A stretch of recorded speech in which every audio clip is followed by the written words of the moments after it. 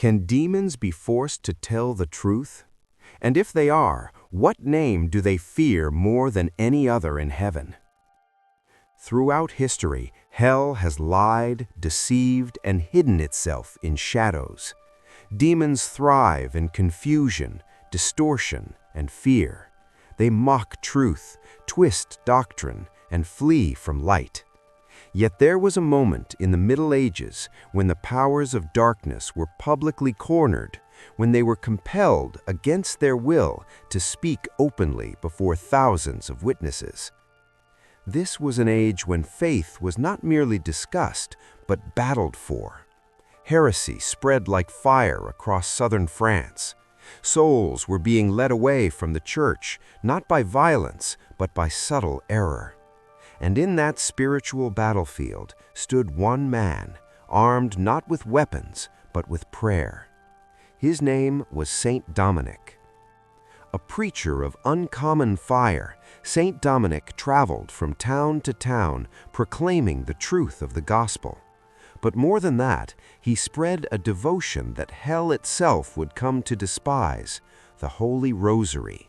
Bead by bead, prayer by prayer, he taught the faithful to meditate on the life of Christ through the intercession of the Virgin Mary. Then one day, near Carcassonne, something extraordinary happened. A man, an Albigensian heretic, was brought before Saint Dominic. He was not merely opposed to the church, he was possessed. And before a vast crowd, said to number more than 12,000 souls, Saint Dominic confronted the demons that held him captive. What followed was not a symbolic struggle. It was not poetry or metaphor. It was a direct clash between heaven and hell.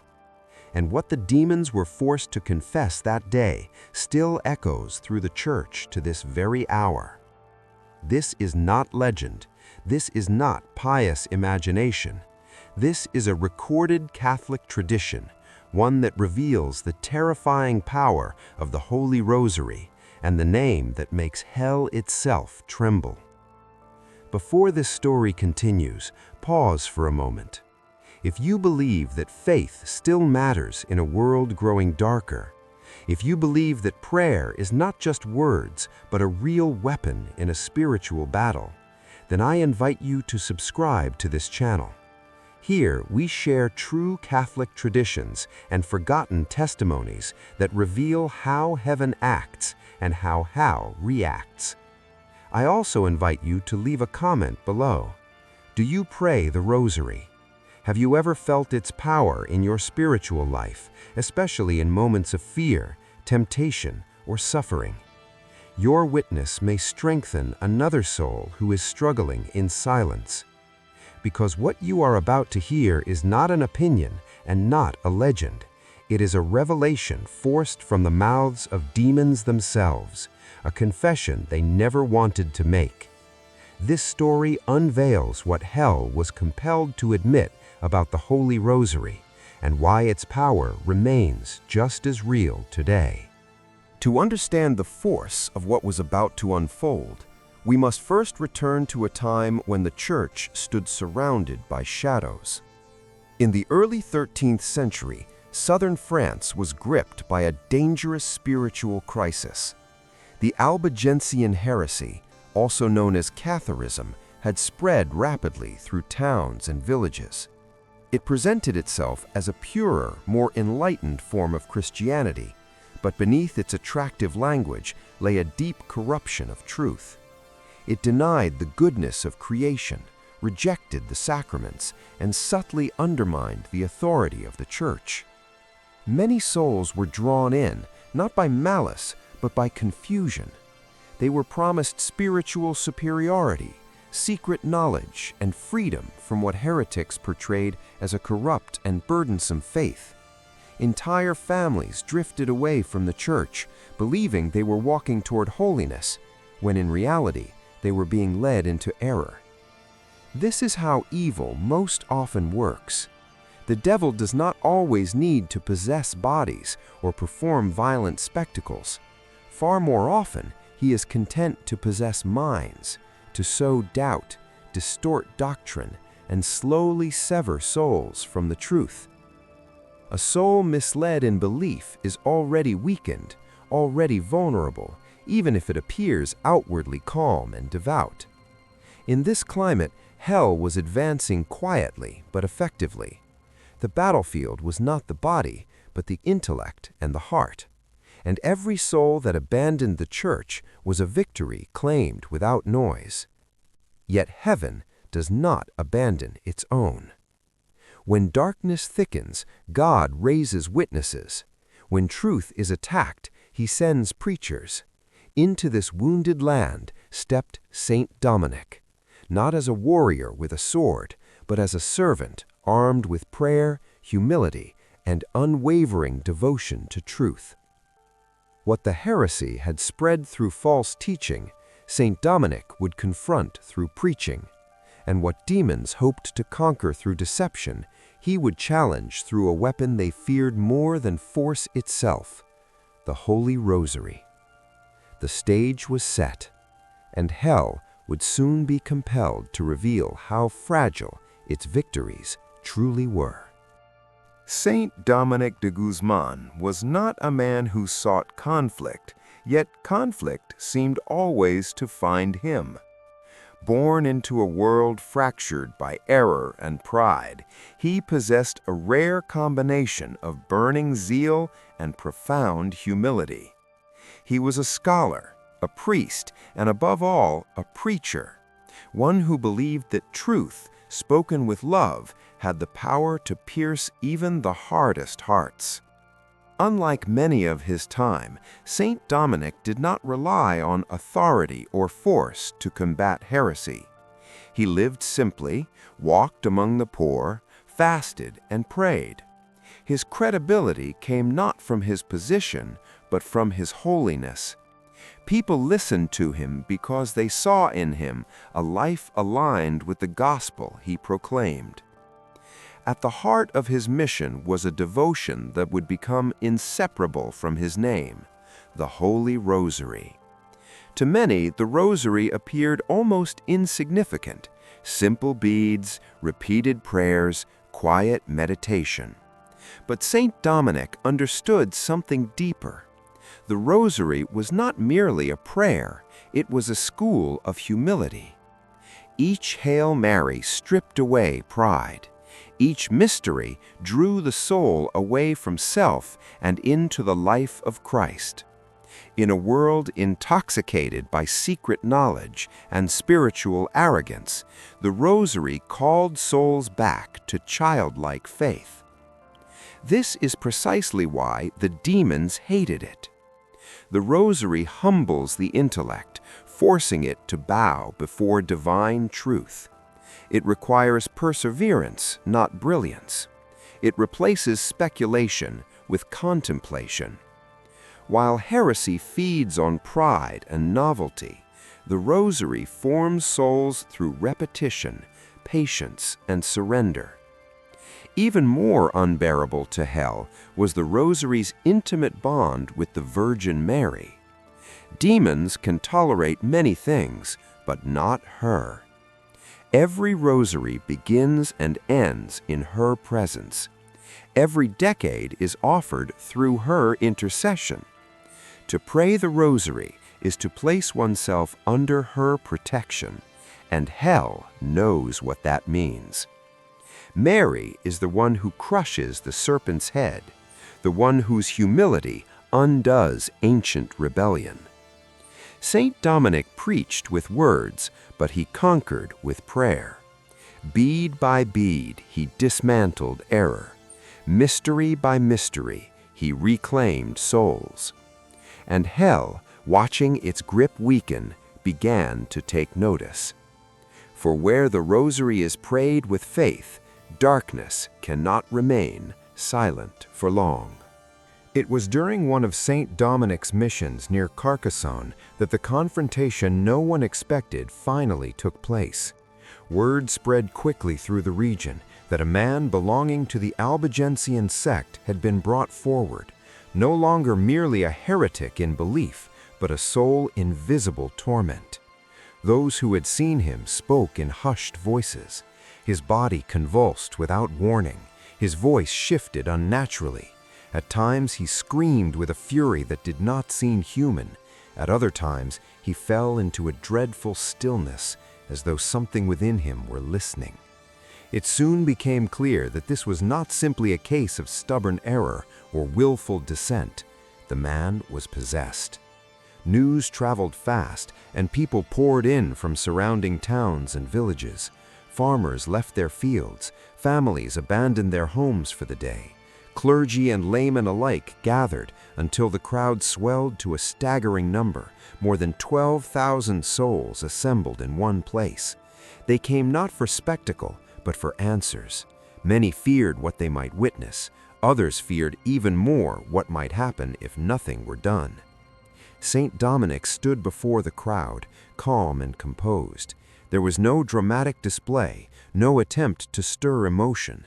He knew that this moment was not about him. It was about the truth, whether it would be exposed or silenced. As the possessed man was brought before him, a heavy stillness settled over the multitude. Conversation ceased. Even children fell silent. It was the kind of silence that presses against the chest, the kind that makes one aware of unseen realities. All understood that this was no ordinary gathering. Two kingdoms were about to confront one another, openly and without disguise. And in that charged stillness, as thousands held their breath, Saint Dominic prepared to call upon the authority not of man, but of heaven itself. Saint Dominic did not rush forward, nor did he raise his voice to command attention. He began as he always did, with prayer. Holding the rosary in his hands, he traced the sign of the cross slowly and deliberately, invoking the Holy Trinity. His voice was steady, neither fearful nor forceful, but filled with a quiet authority that did not come from himself. It was the authority of one who knows whom he serves. At the sound of the prayers, the reaction was immediate. The possessed man stiffened violently, his body arching as though pulled by unseen chains. A loud growl escaped his lips, followed by a twisted laugh that sent a shudder through the crowd. His face contorted, eyes rolling back until only the rights were visible. It was as if something buried deep within him had been suddenly awakened and enraged. The demons resisted. They mocked, they sneered.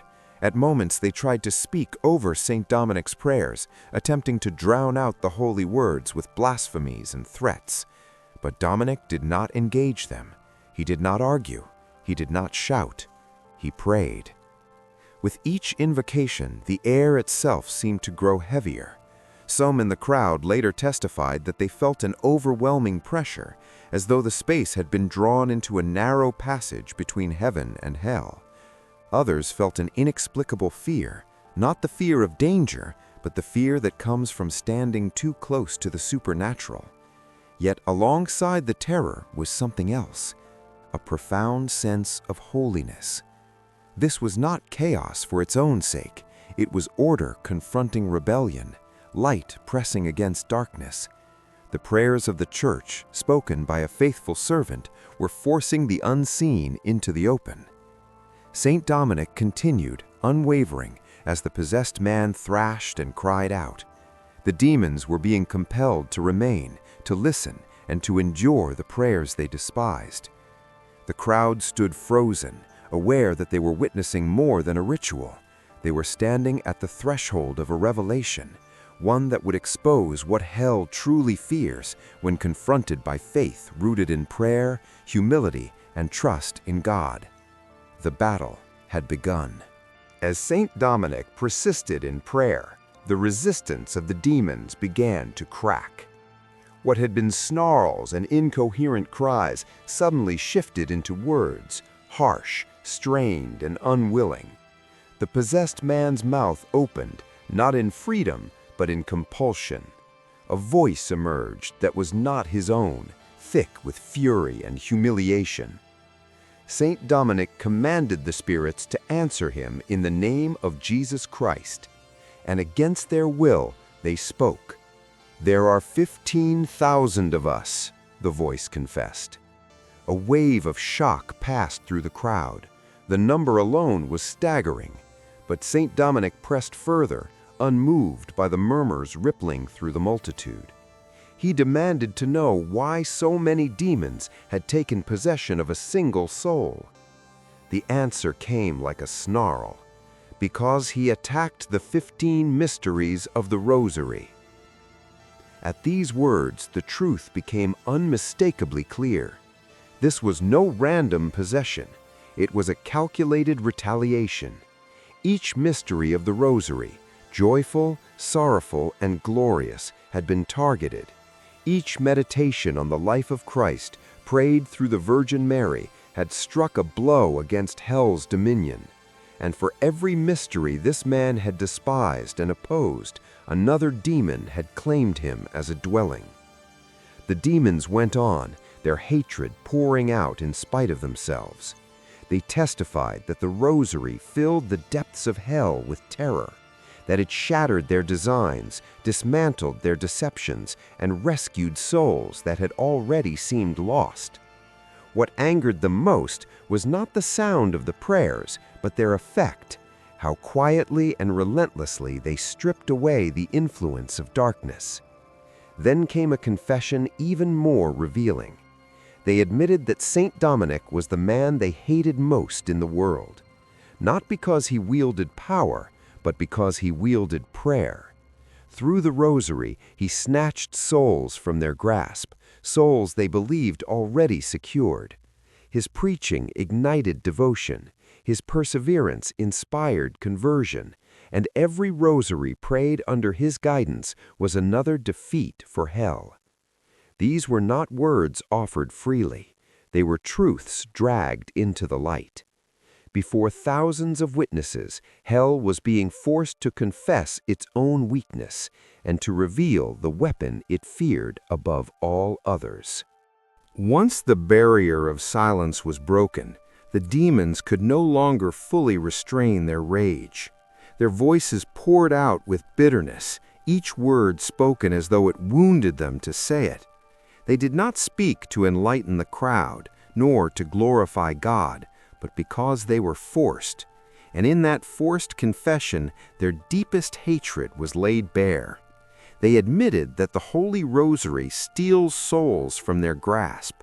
Souls they had patiently ensnared through doubt, pride, and distraction were suddenly torn away, not by dramatic miracles, but by quiet prayer. Men and women who should have remained enslaved to sin found repentance. Hearts hardened by error softened. Minds clouded by lies were restored to truth. And each time the Rosary was prayed with sincerity, another soul slipped beyond the reach of hell. The demons confessed that the Rosary destroys their plans before those plans can even unfold. What they construct over years, temptations carefully layered, habits slowly corrupted, faith gradually weakened, the Rosary dismantles with terrifying efficiency. A single decade prayed in humility could unravel a scheme that took generations to weave. Their traps were exposed, their snares were broken, their deceptions lost their power. This is why they hated it so fiercely. The Rosary does not confront darkness with argument, but with contemplation. It does not fight pride with pride, but with humility. And it does not depend on human strength, but on trust in the Virgin Mary, whose obedience overturned the ancient rebellion. The demons raged because they could not deny what they themselves experienced. They were not defeated by noise or spectacle. They were undone by prayer. Standing before thousands, they were compelled to testify against themselves, to proclaim the very truth they had labored to suppress. Their words became a warning to the faithful and a confirmation of what heaven had long taught. In that moment, hell revealed its own vulnerability, and all who listened could no longer pretend that the Rosary was merely symbolic or optional. It was a weapon, one that darkness feared, precisely because it worked. When St. Dominic saw that the demons had been forced to speak, He did not waste the moment. Still holding the rosary, he posed a question that struck deeper than any command he had uttered before. It was simple, direct, and devastating to the powers of darkness. "Which saint in heaven do you fear the most?" he asked. "Who should therefore be most loved and revered by men?" The effect was immediate and violent. At the sound of the question, the possessed man convulsed as though struck. A series of unearthly screams erupted from his throat, so piercing, so filled with terror that many in the crowd collapsed to the ground. Some fainted, others covered their ears. Even the strongest among them felt their knees weaken beneath the weight of what they were hearing. The demons did not answer. Instead, they wept.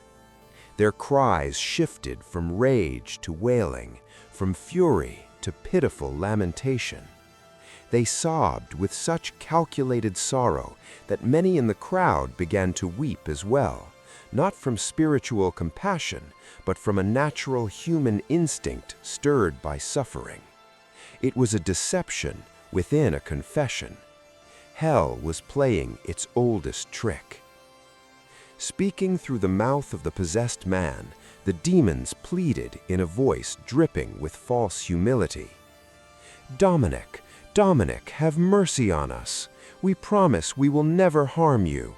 You have always shown compassion to sinners and those in distress. Have pity on us. We are already suffering so greatly. Why do you delight in increasing our pain?" Their words were carefully chosen. They appealed to mercy without repentance. They invoked suffering without sorrow for sin. It was not contrition, it was manipulation. But Saint Dominic was not deceived. He knew that demons can mimic tears, imitate humility, and speak of compassion, yet remain unchanged. Their cries were not signs of conversion, but signs of fear. They were terrified of the answer they were being forced to give. And so they delayed, they pleaded, they performed. Because hell knew that once that truth was spoken aloud, its power over many souls would be weakened forever. The cries grew louder, more desperate, more pitiful. Again and again, through the mouth of the possessed man, the demons repeated the same plea, "Have pity on us! Have pity on us!" They spoke of their suffering. They spoke of their torment. They spoke as though they were victims, creatures crushed beneath unbearable pain. To many in the crowd, their laments sounded almost convincing. Some felt their hearts soften. Others turned away, unsettled by the strange confusion of fear and compassion rising within them. But what the demons were doing was not repentance. It was strategy. Theologically, this moment revealed something profoundly important. Demons understand mercy, but they cannot receive it. They know the language of compassion. They know how to describe suffering. They know how to imitate sorrow. Yet they remain incapable of contrition because contrition requires humility, and humility is precisely what they rejected forever. Their pleas were not cries for forgiveness. They were attempts to escape truth. They asked for relief without conversion. They begged for pity without repentance. They wanted the pain to stop, but not the rebellion. This is the eternal contradiction of hell. The suffering is real, but the refusal to submit to God is absolute. Saint Dominic recognized this immediately. He was not hardened of heart. He was clear of vision. He knew that showing mercy to demons in defiance of God's justice is not compassion, it is disorder. Mercy belongs to those who seek forgiveness. Demons seek only release from consequences, never reconciliation. And so, unmoved by their performance, Saint Dominic refused their request. He would not grant them silence. He would not allow them to flee into ambiguity. He would not permit pity to replace truth. The demons had been forced into the light, and they would remain there. For this exorcism was no longer only about freeing one soul. It had become a public revelation, one that heaven intended for all who were watching, and for all who would one day hear this testimony. And the truth hell feared most was still waiting to be spoken. Suddenly, the cries stopped. The demons fell into a stubborn, defiant silence. The possessed man lay still, his chest rising and falling heavily, as though the very breath within him were being contested. No threats, no pleas, no answers. It was a calculated refusal, a last attempt to retain control by withholding the truth. Saint Dominic understood what this silence meant. The demons were no longer trying to deceive the crowd. They were trying to resist heaven itself. At that moment, Saint Dominic did something that revealed the true source of his authority. He did not shout commands. He did not argue with the spirits. He did not rely on his own strength. He knelt. Before thousands of witnesses, he humbled himself completely and turned to the one he knew hell could not withstand, the Blessed Virgin Mary. With his rosary still in hand, he lifted his heart in prayer. O all-powerful and wonderful Virgin Mary, I implore you by the power of the most holy rosary, command these enemies of the human race to answer me. This prayer changed everything. By kneeling, Saint Dominic made a silent declaration. The power at work here did not belong to a man, no matter how holy. It flowed from heaven. The rosary was effective not because of human authority, but because it united the soul with Christ through his mother. The crowd watched in breathless stillness. They understood, perhaps for the first time, that true spiritual authority is born of humility, that victory over darkness does not come from force, but from surrender to God's order. Saint Dominic had placed the battle where it belonged, not in human hands, not in human will, but in the hands of the Queen of Heaven herself. And hell knew exactly what that meant. The silence that followed was not peace, it was dread.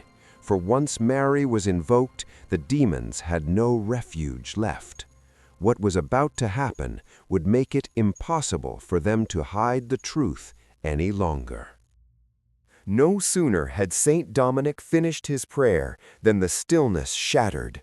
Without warning, a glowing flame burst forth from the ears, nostrils, and mouth of the possessed man. It was not a flickering illusion nor a passing spark, but a fierce, blazing fire, bright enough to be seen by all, terrible enough to drive fear into every heart present. A collective cry rose from the crowd. Many stumbled backward, others fell to their knees, convinced they were witnessing the very edge of hell breaking into the world. Some covered their faces, unable to bear the sight. Others stared in frozen terror, knowing they were witnessing something no human power could produce. Yet for all its ferocity, the fire harmed no one. It scorched nothing it touched. It burned without consuming. It illuminated without destroying. The flames were not unleashed to punish the crowd, but to expose what had been hidden. The demons screamed. Their terror was no longer feigned. Their voices cracked with panic as they cried out in anguish, begging Saint Dominic to stop. They invoked the passion of Jesus Christ. They invoked the merits of the Blessed Virgin and of all the saints.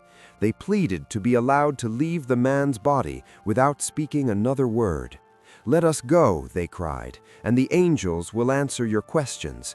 Why do you want to hear the truth from liars like us?" Their words betrayed them. They were not afraid of speaking falsely. They were afraid of being forced to speak truly. The fire revealed what prayers had already begun to accomplish. Hell was being driven into a corner. The demons knew that once the truth was proclaimed openly, their influence over many souls would be broken.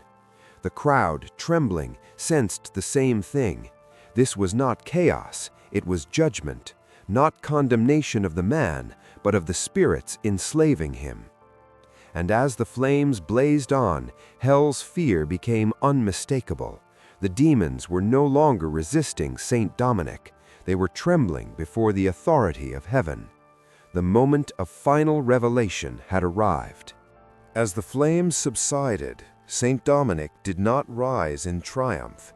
He rose in supplication. Once more he knelt before God, his voice steady but filled with solemn urgency. Turning again to the Blessed Virgin Mary, he prayed, not for himself, but for the souls of those gathered, that the truth they were about to hear would take root and bear fruit. At that moment, something extraordinary occurred. Saint Dominic perceived the presence of the Virgin Mary, radiant and commanding, surrounded by a multitude of angels. She was invisible to the crowd. They neither saw nor heard her, yet her authority filled the space with an overwhelming weight, as though heaven itself had drawn near. In her hand she held a golden rod. She struck the possessed man and spoke with a voice that brooked no resistance. "Answer my servant Dominic at once." What followed was not chaos, but surrender. The demons could no longer resist. Their voices emerged, stripped of defiance, stripped of deception. Before thousands of witnesses, hell was forced to proclaim the truth it had labored for centuries to conceal. "Listen well, you Christians," they cried. "The Mother of Jesus Christ is all-powerful. She can save her servants from falling into hell. She is the sun that destroys the darkness of our wiles and subtlety. She exposes our hidden plots, breaks our snares, and renders our temptations useless." Their words burned as they spoke them. We must admit that not a single soul who has truly persevered in her service has ever been damned with us. One single sigh that she offers to the Blessed Trinity is worth more than all the prayers, desires, and aspirations of all the saints. Then came the confession that made hell tremble most. We fear her more than all the saints in heaven together. We have no power over her faithful servants. Many Christians who call upon her at the hour of death, who by our standards should be lost, are saved by her intercession. And finally, they revealed the heart of the Rosary's power. No one who perseveres in saying the Rosary will be damned.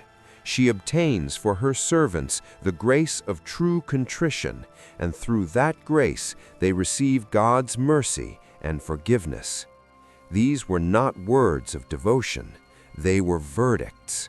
Forced from the mouths of demons under the authority of the Queen of Heaven, the truth stood unveiled, slow, solemn, and undeniable. And hell had confessed its own defeat. Once the truth had been spoken, Saint Dominic acted without delay. He placed the rosary once more around the neck of the possessed man and turned to the immense crowd. With solemn authority, he invited everyone present to pray with him, not hurriedly, not mechanically, but slowly and with deep devotion. The rosary began. As Saint Dominic intoned the first Hail Mary, something astonishing happened. A demon was violently expelled from the man's body, appearing briefly in the form of a red-hot coal, glowing with infernal heat, before vanishing from sight.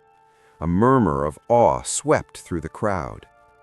With the second Hail Mary, another demon was cast out. With the third, another. Each prayer was a blow. Each bead was a strike. Each invocation of the Virgin Mary forced hell to release its grip. The pattern became unmistakable. For every Hail Mary, demons fled, not symbolically, not gradually, but visibly and decisively.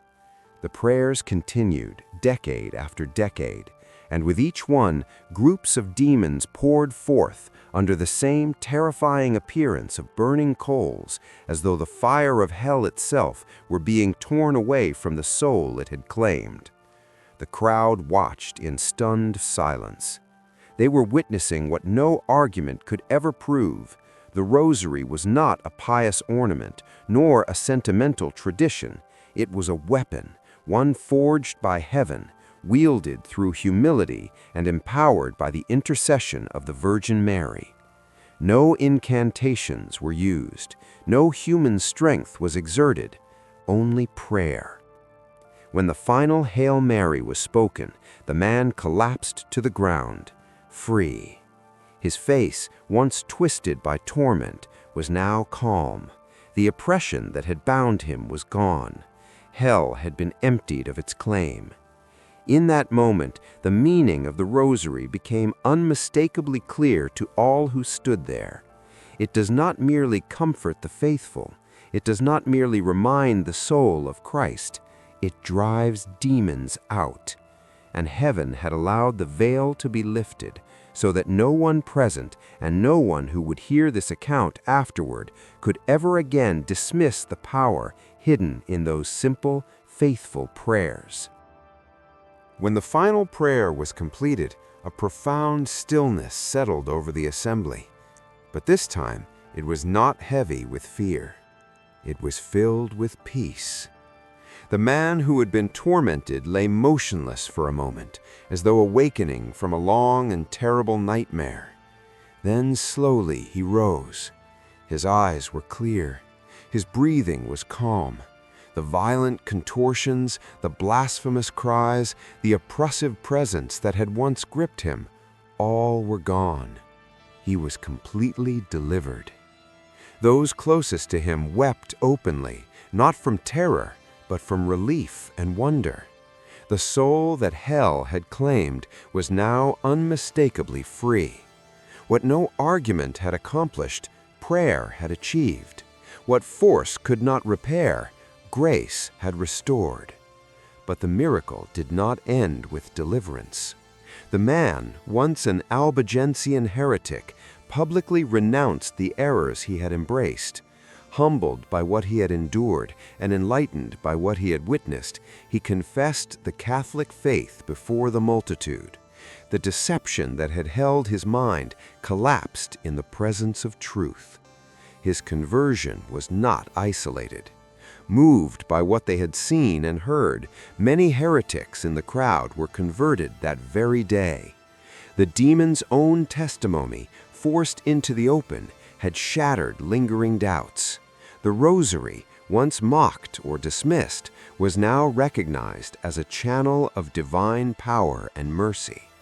In response, a great number of the newly converted joined the confraternity of the Most Holy Rosary, committing themselves to regular prayer and devotion to the Virgin Mary.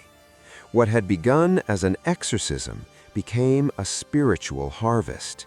Heaven had not only reclaimed one soul, it had reclaimed many. As the crowd dispersed, they carried with them something more than memory. They carried conviction, a certainty that the battle between light and darkness was real, and that God had not left his people defenseless. Through the rosary, grace had triumphed. Through Mary, chains had been broken, and through truth, souls had returned home. It is tempting to believe that stories like this belong to another age, a distant medieval world shaped by superstition, fear, and mystery. But that temptation itself is dangerous, because the demons of today are the same as the demons of then. They still deceive rather than attack. They still prefer confusion over possession. They still work quietly, patiently, eroding faith through distraction, doubt, pride, and despair. And just as in St. Dominic's time, they do not always need dramatic manifestations to claim souls. A weakened prayer life, a neglected conscience, a forgotten devotion is often enough. What has not changed is the weapon heaven has given us. The Holy Rosary has not lost its power. It has not grown outdated. It has not been replaced. The same prayer that forced hell to confess its fear still carries the same authority today, because its power does not come from human emotion or cultural context, but from eternal truth. The Rosary forms the soul in humility. It anchors the mind in the mysteries of Christ, and it places the heart under the protection of the Virgin Mary. Hell knows this. That is why it works so tirelessly to distract souls from prayer, to label the Rosary as repetitive, unnecessary, or irrelevant. A prayer that does nothing would not need to be attacked. Yet the testimony remains. Demons themselves were forced to admit that no soul who truly perseveres in devotion to Mary is lost, that the Rosary obtains true contrition, that it protects at the hour of death. These were not the words of saints or theologians, but of hell, compelled to speak the truth. So the question now falls to us: do we still believe what hell itself confessed? Do we believe that prayer matters enough to persevere when it feels dry? Do we believe that humility is stronger than pride? Do we believe that the Mother of Christ still intercedes for her children? The battle for souls has not ended. It has only grown quieter. And in that quiet, heaven still offers the same weapon. The beads remain in our hands. The choice remains before our hearts. What we do with it will determine which voice we believe. Take up the weapon heaven has placed in your hands. Pray the Rosary. Persevere in it. Leave a comment and share how this story moved you, and share this video as an act of faith. Because hell trembles not at noise, but at a soul that prays the Rosary.